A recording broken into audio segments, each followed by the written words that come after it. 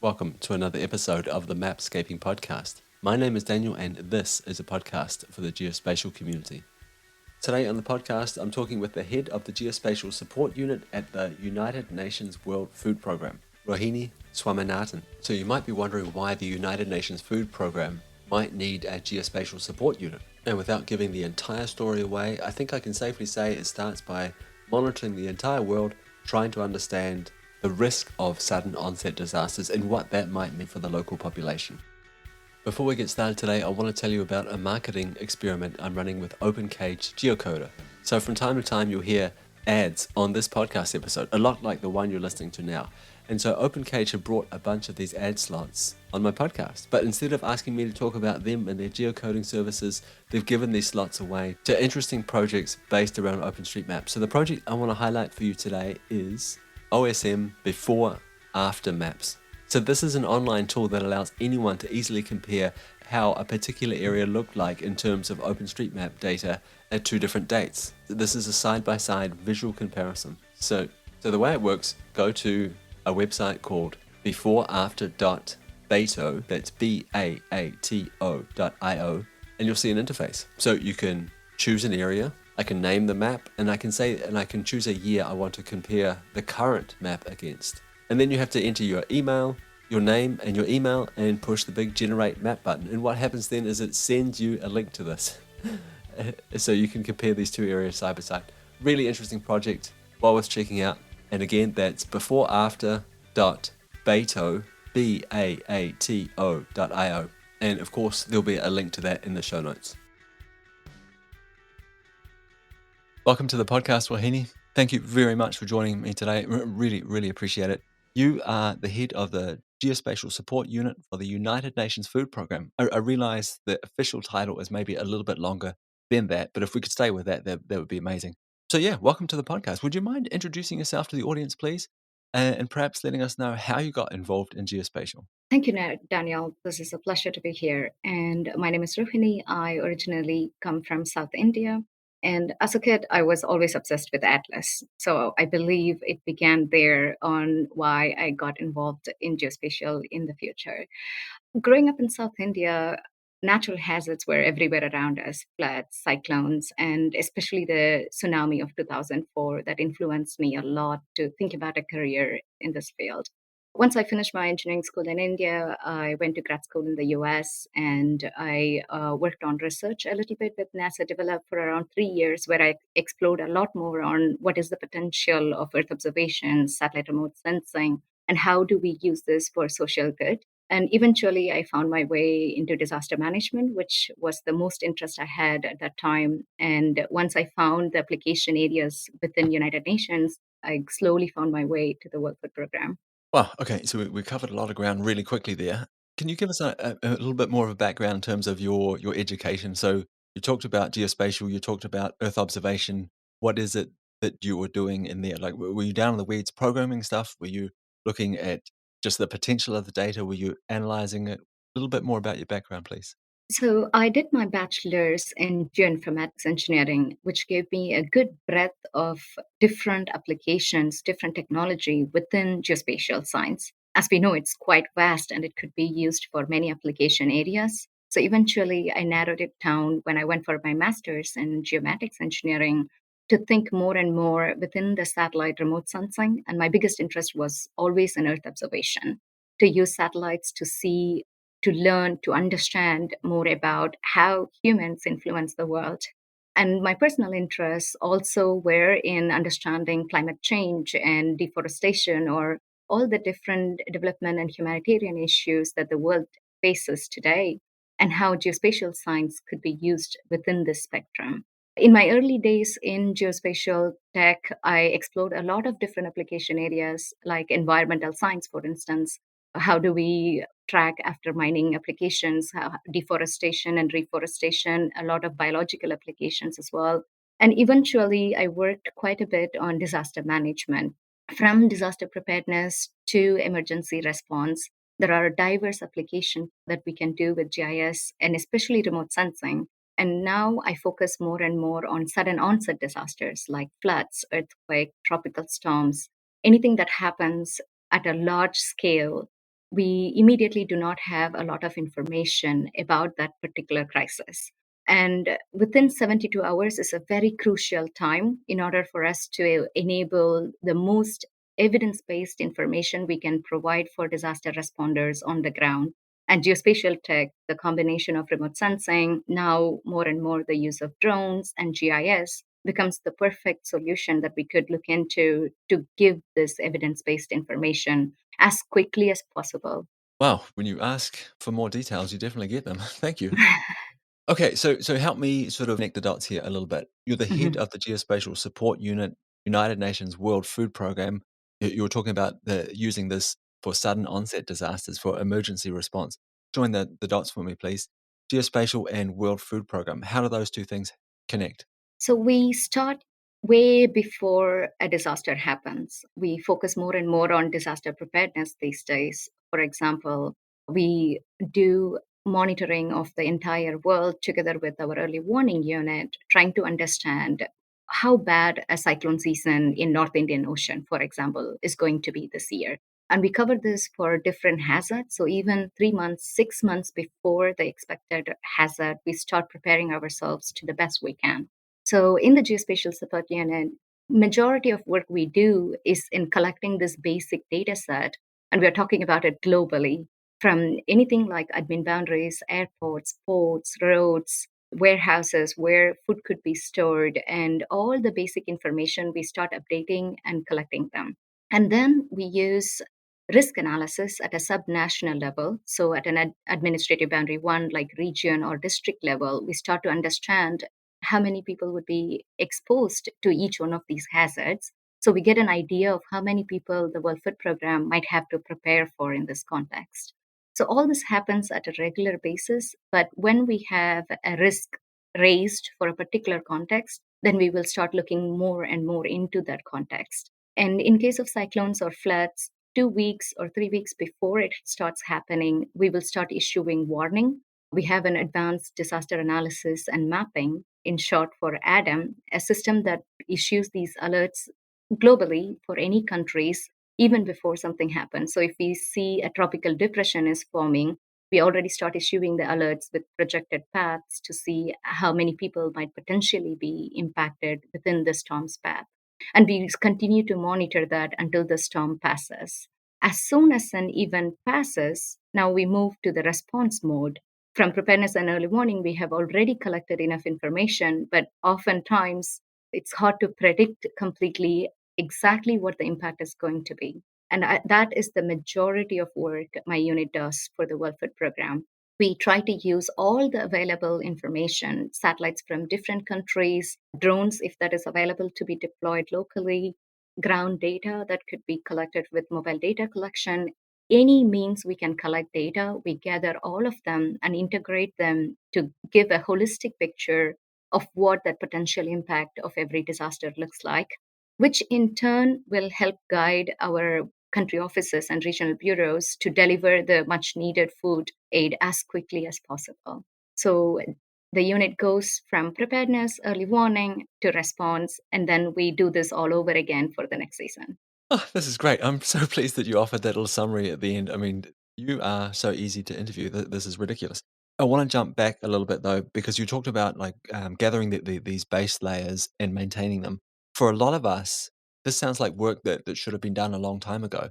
Is it just a matter of taking down the standard layers, from the shelf, putting them in the system, and running the analysis, or is there something more going on when we think about collection and maintenance of this kind of, in quotation marks, base layers?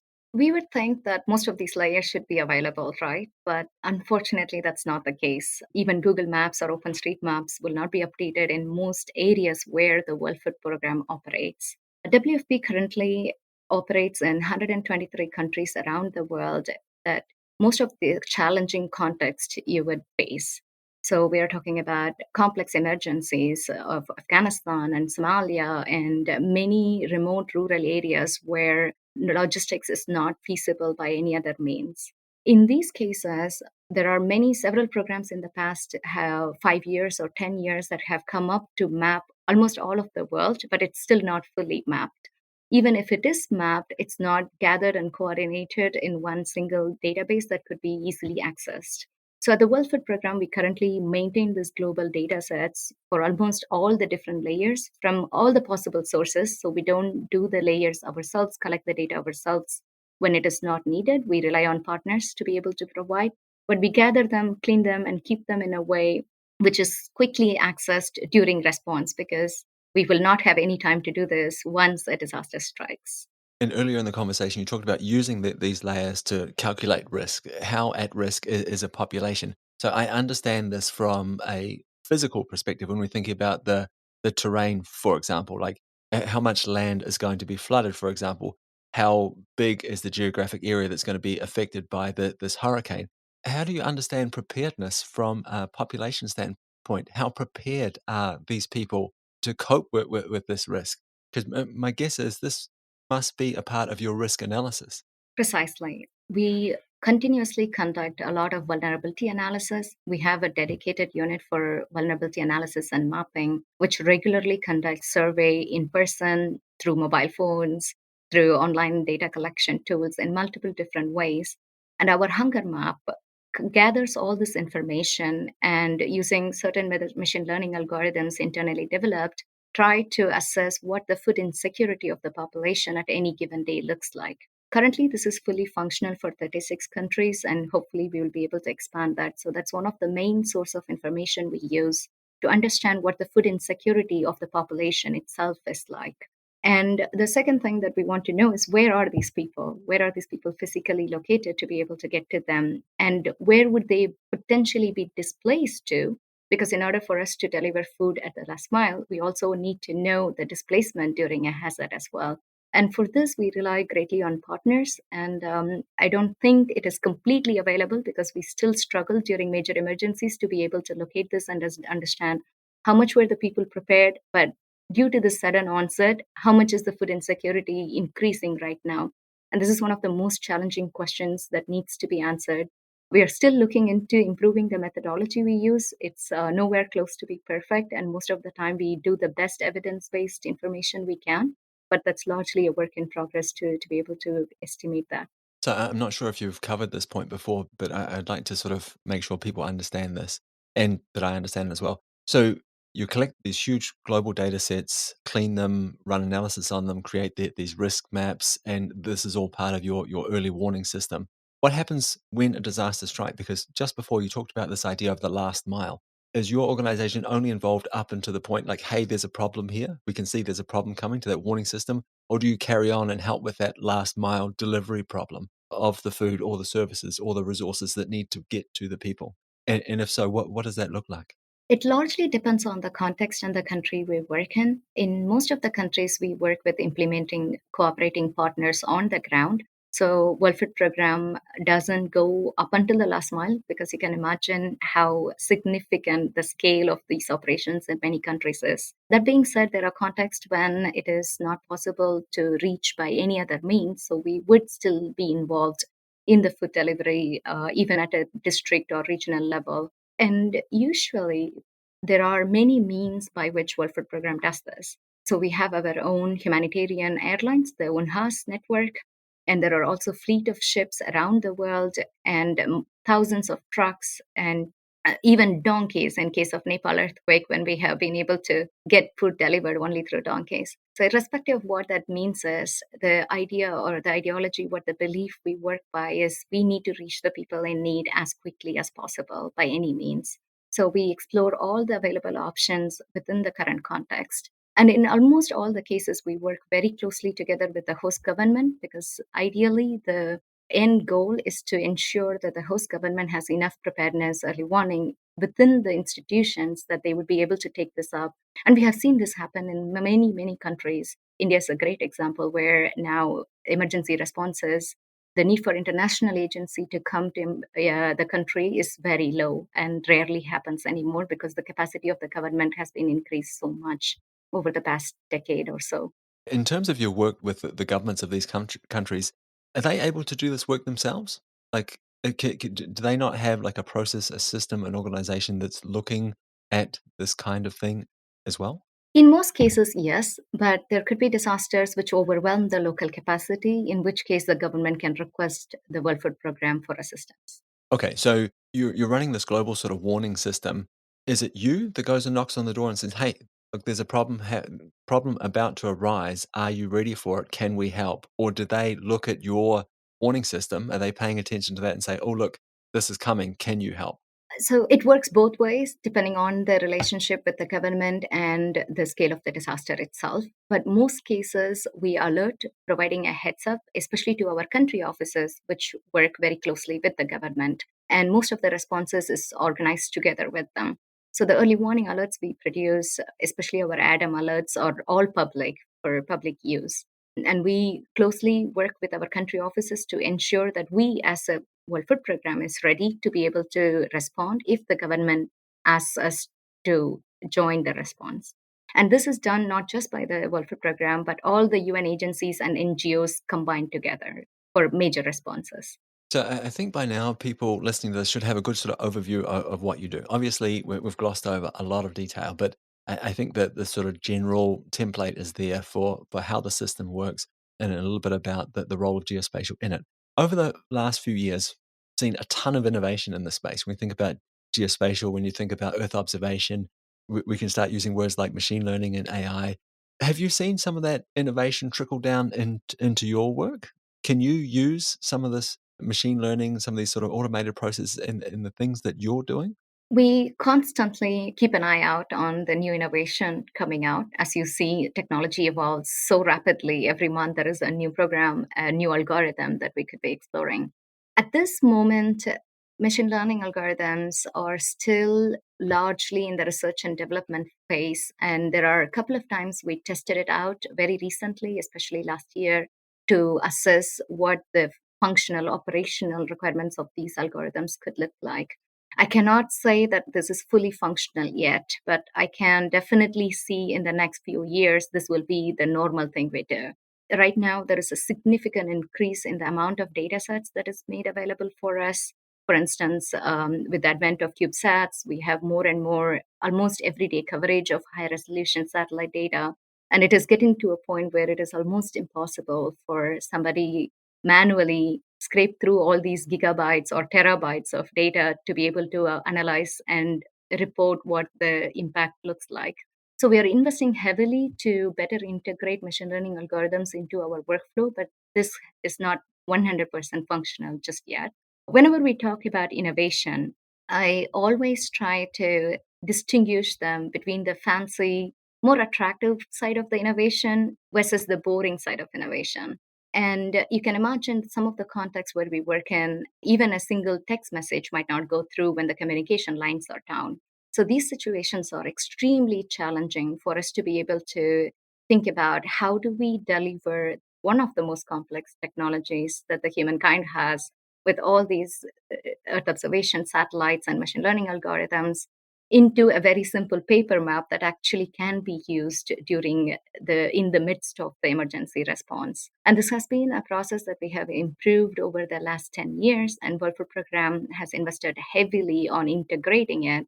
So as we stand today, geospatial technology is no longer a luxury that we can think about, but it's a necessity that we have to continue to integrate and institutionalize in the system.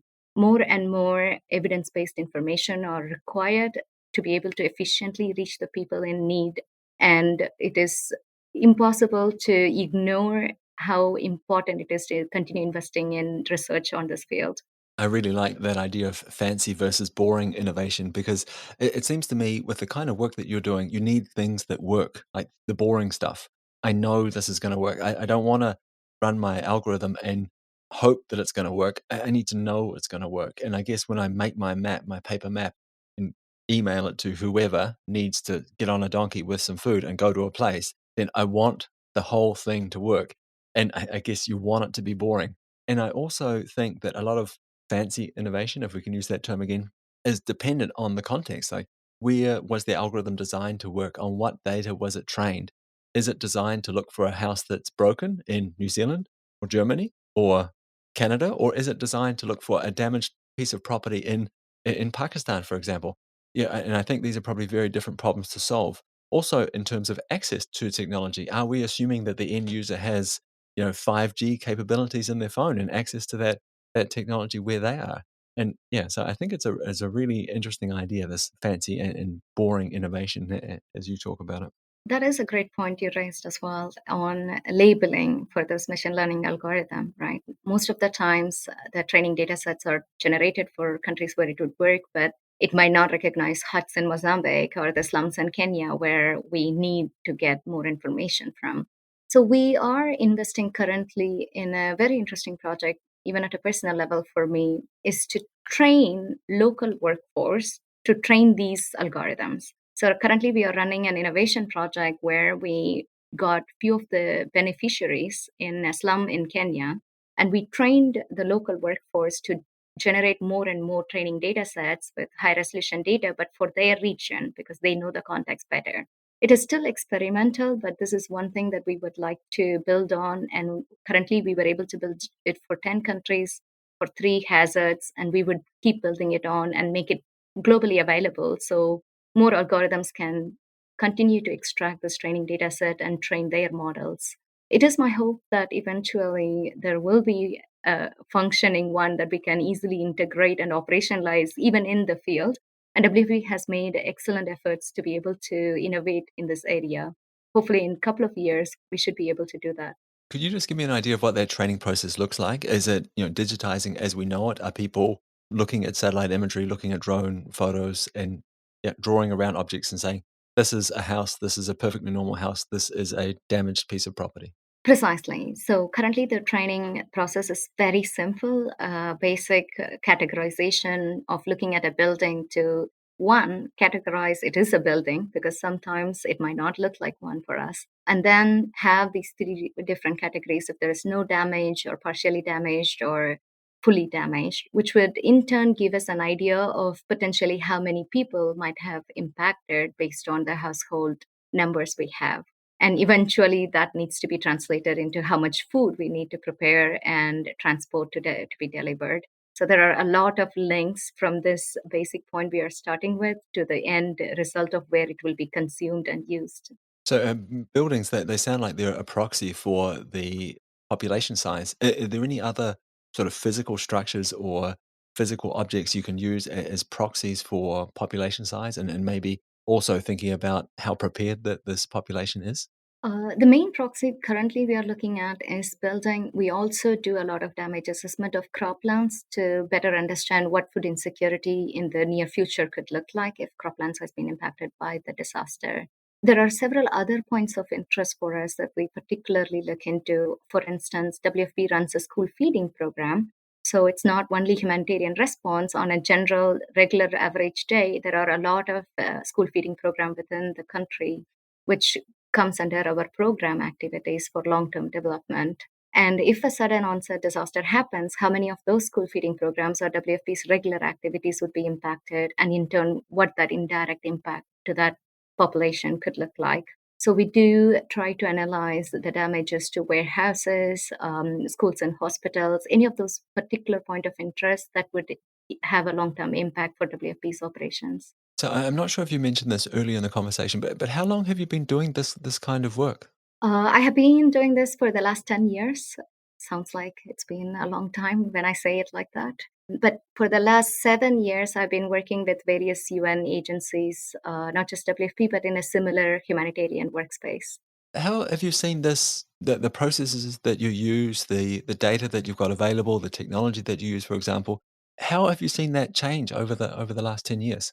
I think the main change that I notice is in the way geospatial technology is perceived by the people who uses it. In the last 10 years, the technology has improved a lot, but it has always been good enough. We always think the issue could be the lack of data, but that has also significantly increased from base data, hazard related data, all the information that we need. So currently, I don't see the challenge to be in the technology or in the availability of data, but in the understanding of what this could do at the last point where it needs to be used. And that has significantly started to improve, especially in the recent past, in the last few years. If I can summarize it to see 10 years ago, even GIS as a word, as a phrase, was not well understood, and it was something really far fetched. And most of the humanitarian agencies thought of it as a luxury thing that could add value. But currently, as soon as a flood happens, the recent flood in Chad or Pakistan is a good example. The first immediate request is to get geospatial based evidence information that could be used. So the knowledge and the awareness that people have has improved quite a bit. That being said, I think there needs to be a lot of work in that space, even to improve further on the limitations of what this technology cannot do. That is often misunderstood. So that's really interesting that you feel like it's moving from this nice to have to a must have. Talk a little bit about those limitations that you talked about. That what do you see people trying to force this geospatial round peg into a square hole? Sometimes is that what you like, trying to use the technology for things that it's not designed for or not well suited to? Sometimes it's possible that people's expectation on what this technology could do is more than what it can actually do. Satellite data is a good example. Of course, we have a lot of satellites, Earth observation satellites, that could readily be used during an emergency response. And through the International Disaster Charter, many space agencies will donate their satellite information. So we do get them free of cost and at a very rapid speed on where we need the information to be. But oftentimes, what happens, Pakistan is again a good case to think about. When the event is as massive as the flood in Pakistan, the satellite imagery coverage might not always capture the whole extent of what the disaster looks like. So I believe there needs to be a lot of research in understanding how various satellite data that overlaps by time and space is combined in a way it gives the holistic representation.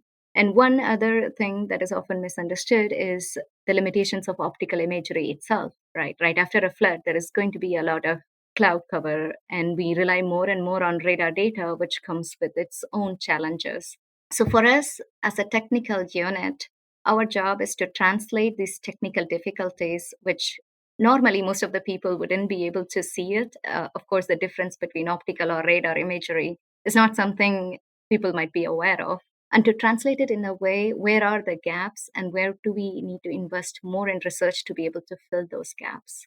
Drones is another example where it is often overestimated in its potential. I'm a huge fan of drones. I have a drone pilot license myself. But what happens during a massive disaster is its limitations in how much area it can cover and how fast that area covered can be processed.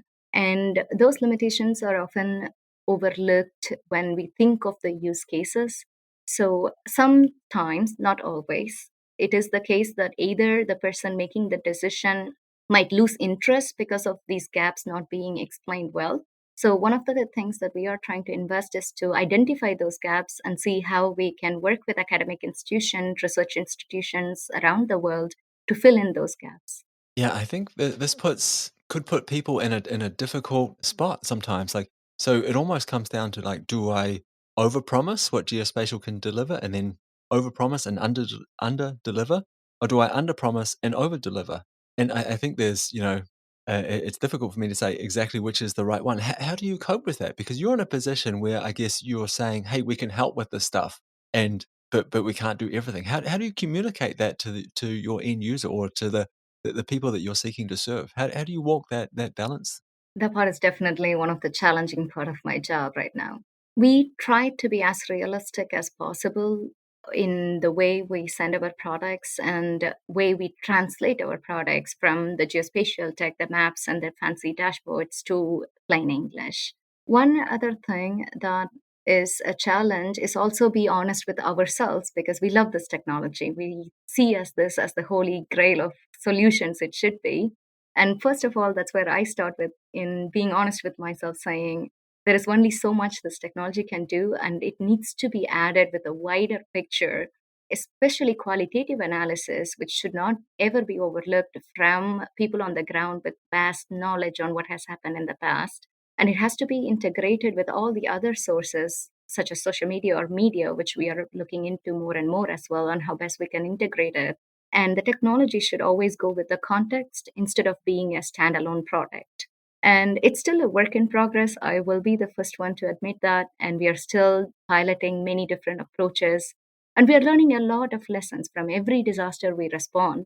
And there is not a lack of disasters, unfortunately. And it is a continuous process which gives us a lot of information and a feedback back to us to see how we can continue to improve this. So with this kind of work, you work on a lot of disasters and you're constantly thinking about people suffering. Is this an exciting space to work in, or is this a depressing space to work in? Is it overwhelming? How do you feel about working in these like disasters with humanitarian problems like this? It's all of those things at once. I think in a single day, I probably would go through all of them.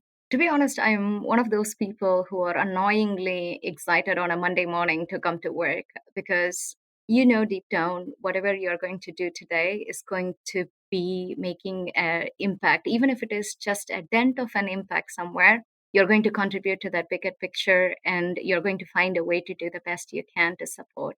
That being said, every morning I would read a report on what are all the things that went wrong in the world. It could be the conflicts in Ukraine, it could be updates about an earthquake and how many people might be impacted, or a tropical storm. So you're constantly bombarded and you're constantly traveling to these hard, challenging locations as well and seeing how difficult it is for people. At a personal level, I couldn't be thinking of doing anything else with my life. I absolutely love the technology. I love the impact it has and the meaning it can bring in the operations that we do. And I try my best to also read and compensate as much as I can in the positive sphere on all the positive things that the United Nations do. And sometimes I try to tell people who think of all the challenges that the United Nations is not able to tackle. I am personally one of the success stories of the UN itself. As somebody who was born in a remote rural area with no access to clean water or schools, to be able to make it out of that context is what the UN was made for. It was not a success story of one person or one family. And to me, to be part of that system to make that difference is quite exciting. So, yes, on an everyday basis, you do go through a lot of challenging, depressing moments, but you always come out of it with that excitement saying, your life, the tools you're using, your time is going to be more meaningful by working in this space. So again, you are the head of the Geospatial Support Unit at the United Nations World Food Programme. So the head of support unit. So that tells me that you have a team, that you have people working underneath you. What qualifications, skills are you looking for when you hire people, or when you look to add new members to your team? Are you looking for really, really deep technical understanding? Are you looking for people that have a broad knowledge of all of these things and can put the pieces together? Are you looking for great communicators? What do you look for personally? We have an incredible team at the Geospatial Support Unit. Of course, I would say that. Our profiles are quite diverse. We have from mappers to analysts to GIS developers to communication specialists, all put together under one umbrella to be able to make a product that could be as wholesome as possible in making it the most useful at the last mile. That's the end goal of it. So, one of the main skills I look into people, especially for the younger generation, to think about is improved understanding of the application itself. So I do get a lot of profiles where they are incredible in the understanding of GIS, the technology side of things, the data. But more and more, I'm looking at people who will also be able to understand the context and how this technology can be used, what are the applications we can produce, and challenges we will face, and how do we address them, and how do we communicate them. And that's always the challenging part as we come as a GIS, a technical focal point into a humanitarian space, which is incredible, but also very challenging to be in. And you have diverse profiles of your end users that you would have to deal with. So, our team is the bridge between the technical and the data world to the more operational and humanitarian world. And there is a running joke that always connects them as suits to boots in a way to explain how do we go from there to the field to the end user. So one of the main qualifications I look into people right now is that passion. How much do you care about the humanitarian world? How much does it impact you as a person? When there is a cyclone coming in, I need my team to think about what is the best I can do? What is the most I can do with this technology that I can bring in?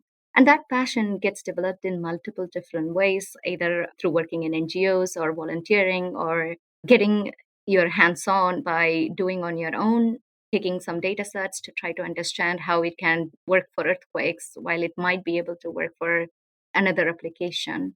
I know I'm covering a diverse range of skills and I'm looking for a 360-degree profile all the time, and it's very challenging to find sometimes. But if there are young audiences listening to this podcast, that's one place that I would ask them to invest in is ask themselves the question, what makes you angry? And I always tell this to younger people now. If not being able to respond effectively to a disaster in 2023 makes you angry, then you are a best fit. And if you have some GIS skills, you can come work with us anytime. That question of what makes you angry, and United Nations has put together this 17 sustainable development goals, which is not only disaster response. So it could be any of the application areas, and GIS finds its way in most of these use cases. So if there is any of those makes you angry, I think that's where your passion is, and that's how you can turn what the technology can do into that application area. That is a really interesting take on it because normally people say, follow your passion. What are you really inspired by? What do you love doing? And you flip that on your head and say, well, what makes you angry? I think it's brilliant. So I want to round off the conversation a little bit now, and we've come a really long way, and you've given us a ton of insights. If we had to look at the work that you're doing today, look at how geospatial technology is deployed within your organization, what is the biggest problem that you are facing? So oftentimes people think it's a technological problem, it's a cultural problem. We need this kind of software. We don't have access to hardware. It's difficult to find people, talented people that understand how this stuff works and can communicate it out. It's difficult to keep up with all the with all the new technology and advancements. But yeah, so if I could take my magic wand up here and wave it and get rid of the biggest problem that you're facing today in your work, what would that problem be? There are several challenges, of course. It's never without challenges. I think the biggest problem or issue that needs to be addressed is in translating the highly technical, jargoned products into something useful and usable and understandable by people with no technical background at all. That gap currently is the biggest gap that we need to address. I can give you an example in terms of early warning. Our systems in general for the globally, not just WFP, geospatial technology currently addresses so many different issues. If a cyclone is coming in, we already know even before it becomes a cyclone. We already know the path it might take. We already know how many people might be affected. But to be able to successfully translate this technical knowledge with the limitations it has to that direct person who's making the decision on the ground, be it WFP country office or the host government or an NGO, is the most challenging part. It could be because of many reasons. It could be lack of trust they might have or might not have in the technology itself. It could be an issue of translation from numbers to something that is more usable that they can use, because sometimes the products are so complicated it is hard to understand. And that is a space where I'm putting my entire focus in. I'm actually doing a PhD part time just on answering that question, because for the last 10 years I have not been able to find the answer for this question at all. And I do not believe the issue is any longer with the technology or the availability of data as much as the usability of these products. We have more than enough technology, technological tools that we will ever need at this point in time, at least. Of course, we will continue looking at and investing, and as the private sector improves it, we will continue to adopt as a humanitarian agency. But I think the most amount of work we need to do is how do we make our products, all these fancy, really great dashboards built with the best available tools humankind ever came up with, but make it usable at that moment when it is needed. Wow, and you're doing a PhD. So incredible. Thank you so much for taking the time to talk with me today. I really appreciate it. I've learned a lot. There'll be some people listening to this that think, wow, this person is amazing. I want to reach out to them. I want to learn more. I want to see the kind of work that they're doing. Where could they go to do some of those things? The best part would be the UN Geospatial Network. So, all the geospatial focal points within the United Nations are part of this network where we submit some of the projects and the updates that we do. If they ever need any data within the humanitarian system, most of the data are also freely available in the humanitarian data exchange that the United Nations has, which would be another part. If the person is technical and they want to explore a little bit more on what we do. We are currently working on gis.wfp.org, so all the data that the Geospatial Support Unit has will be also made available along with more information on the different projects that we are doing. And we will ensure most of the projects, if not all of them, will be public and open source as much as feasible. Wonderful. Well, Hina, thank you very much for your time. Really enjoyed talking with you. Thank you, Daniel. The pleasure is mine. This is just a quick reminder to check out before and after.beato, BAATO.io. So this is an interesting way of comparing OpenStreetMap's data from 2 different years. So if you go to the website, there'll be a link in the show notes. Find your area of interest, give the map a name, and then choose a date to compare against. So this is the date you want to compare the current map against. You'll need to enter your name and email and push the big generate button. In the background, the system will go off and create a web map for you and send you a link to that. That's why you need your email. It's an interesting idea, it's an interesting project, and it's worth checking out. So I really hope you enjoyed that episode with Rohini Swaminathan, head of the Geospatial Support Unit at the United Nations World Food Programme. As usual, there will be a few links in the show notes of this episode, so check them out, including a link to the World Hunger Map, which is pretty interesting. Okay, that's it for me. That's it for this episode of the Mapscaping Podcast. I'll be back again soon with a new episode. I hope that you'll take the time to join me then.